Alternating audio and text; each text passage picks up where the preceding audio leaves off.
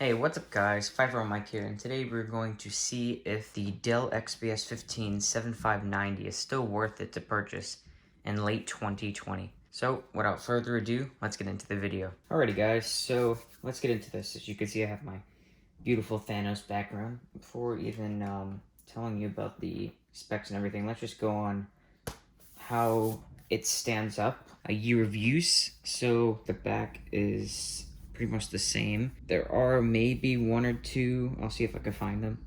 Yeah, there's like one little nick on the aluminum, I think right there, if you could see it.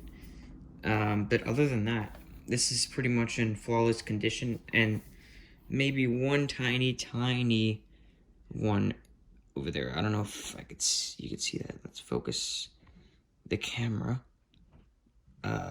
Anyway, yeah, so it's there. Other than that, there's really nothing to say about how the build has been for the past year. As you can see, we have our ports here. We have the Battlestar power connector. We have a USB port. I believe it's USB 3. We have an HDMI port. We have a Thunderbolt 3 port, which also supports charging.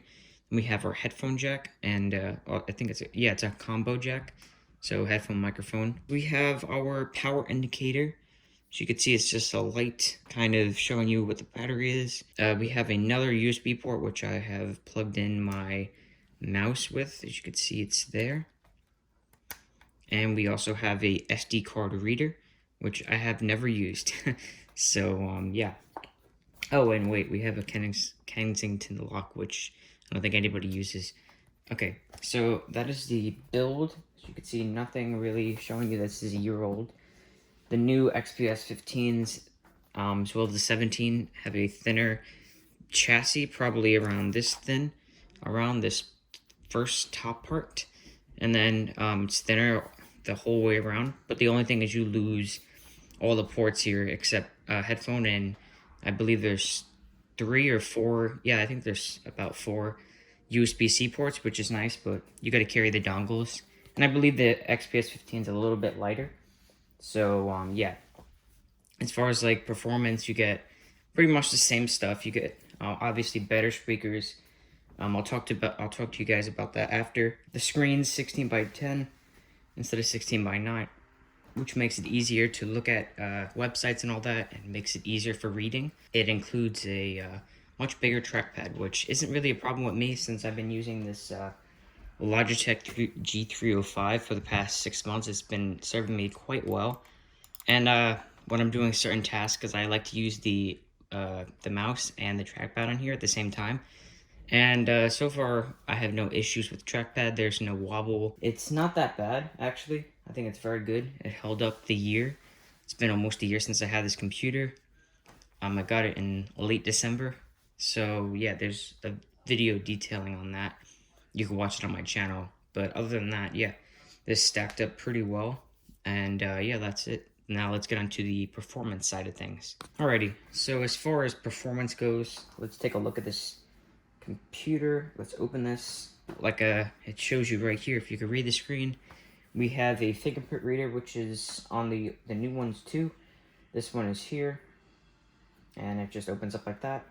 We have the same finish on here. Next, we have the same kind of carbon fiber-ish type of feel on here to finish. It's nice. I know it's not really a benefit to me, at least. There's no added comfort when typing, I guess, but it's nice. The only bad thing is it fingerprints and dust and whatever. I have to clean this thing a lot. And the screen too, the dust really sticks to this glass screen. I have the 4K OLED model. This one was on sale for I think $1,600.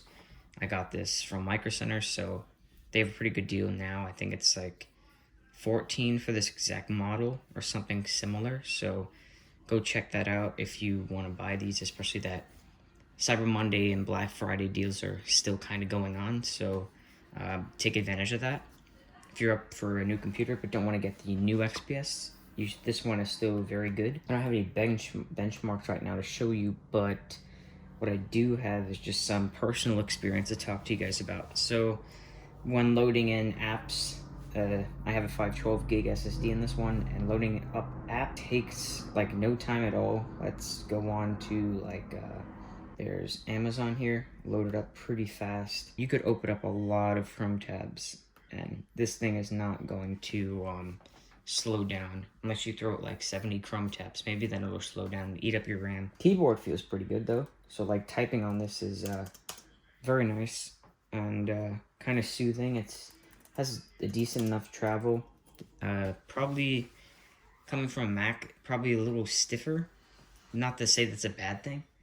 The keys feel much more stiff on there. They don't feel like they're gonna fall with the MacBook. If I can move this, I can move the keys all around with my fingers. This one you really need to grab if you want to, you know, grab onto the keys if you would like to do that. I don't know why. I have a lot of programs here. I got OBS. I have some games on here, as you can see. I have a couple games on here. As far as gaming stuff, since this is 4K OLED and it's running off a GTX 1650, frame rates aren't going to be surprising. I guess I'm averaging 30, maybe, or 40 even, depending on the game. I mean, Minecraft's fine. You get 60, even with the 4K. I wouldn't recommend this if you're playing games. Like, I play casual games on here. So, like, sometimes I play Valorant, sometimes I play Division, but I just do that casually. I edit on DaVinci Resolve 16. I think they released 17 now. I might check that out. It's fairly stable. Sometimes it gives me issues when rendering videos, and but that's mainly the software thing. It's not so much the hardware that's the problem here, but render times are actually really good. This video is probably going to be around 7 to 10 minutes long. That it takes easily like a third of the time. It's pretty darn fast, even with the GTX 1650. It's not the greatest card for gaming for the 4K OLED model, but yeah, it's not bad at all. As far as the OLED panel, I guess a problem with OLED screens is they tend to do burn-in over a course of time if you leave one image up the whole time. Now, I've had this background for like, since they announced it, since they announced the 3080 and 3070 cards, so, this background has been on here, as you could see. If you open up Chrome again, nothing is burnt in at the slightest.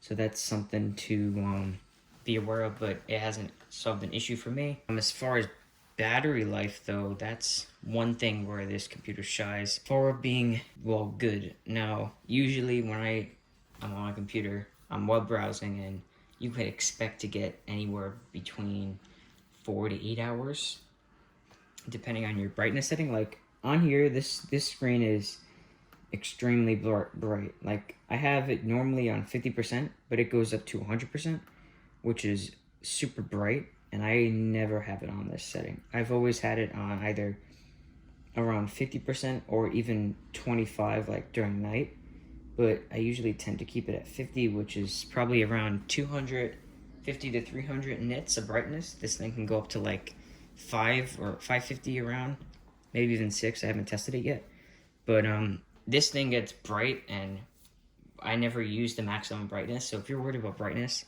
go at least maybe going for me. I like dark mode, so maybe I'm more of somebody who likes having a slightly dimmer screen than most people. But for the average consumer, you shouldn't have a problem with the brightness on this computer.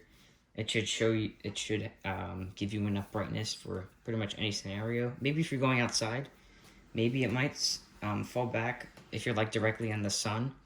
The anti-glare is pretty good on here, so when I'm moving my hand, it's not really showing on the screen, which is nice when you're viewing stuff. Get a more accurate representation of what's going on. Another thing to note, if you're doing heavy tasks, so like when I'm editing, I just keep this in the wall, plugged in, like pretty much the whole time, because when you're editing a video or doing some graphically intensive tasks like gaming or video editing, I don't really do photo editing, but like, so like music and stuff like that, I've been doing that on Ableton. You're getting around like maybe an hour to 3 hours, depending on the task. Like it's really bad for that type of work. I wouldn't recommend the OLED option if you don't need it.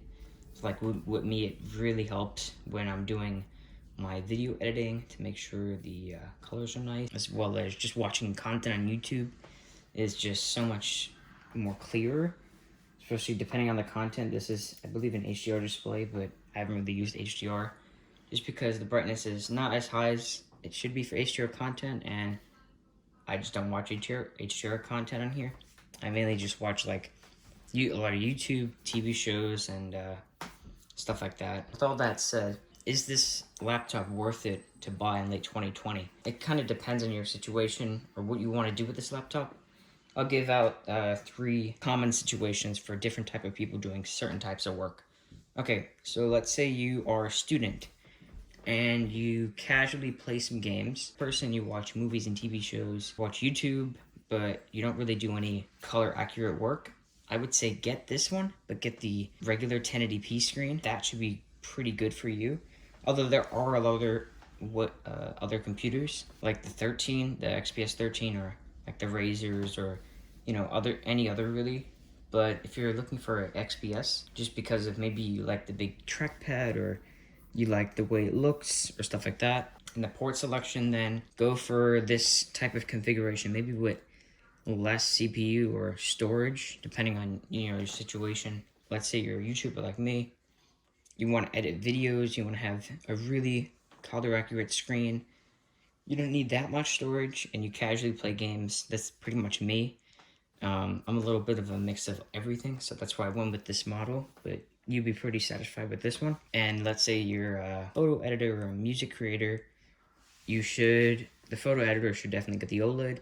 Music creator should definitely get the 1080p screen if you want more battery life, and maybe the photo editor should get more RAM. This is 16, but for me it's fine for like pretty much any text I throw at it, gaming, content creation, all that sort of things. It handles it quite fine. So you probably don't need 32 gigs. It does come with 32 gigs. You can also expand the storage and the RAM. The verdict of this is buy this computer if you like Dell and the XPS series port selection, which is very important for me. But yeah, other than that, that is going to wrap up this video. If you enjoyed the video, please leave a like and subscribe. And one more thing, join my Discord, join the 5R Mike official Discord. We have nobody on there really right now. We have like a couple people on there, and nobody's really chatting. And just to kind of immerse the experience of the channel. So if you're interested, I have the link down in the description if you want. Enjoy your day, and I'll see you next time. Bye.